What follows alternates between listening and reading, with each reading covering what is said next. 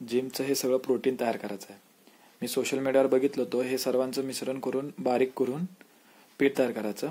हे आहे sunflower seeds, pumpkin seeds, फुटाणे, मखाना, बदाम आणि काजू आणि हे कच्चे शेंगा.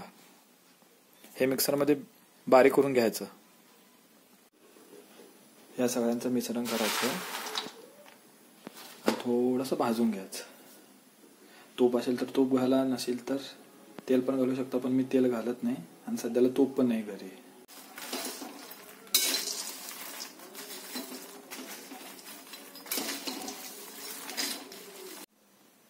दोन खजूर आणि एक केळी मिक्सरमध्ये फिरून घ्यायचं आणि शेक करून प्यायचं. हे मित्राकडनं डबा आणलं होतं जिम मधून रिकामा. हे आपण तयार केलेलं प्रोटीन.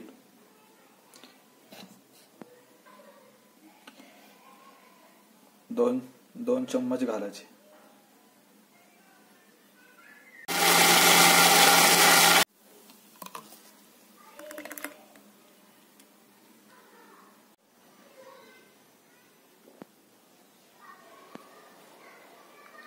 एक नंबर.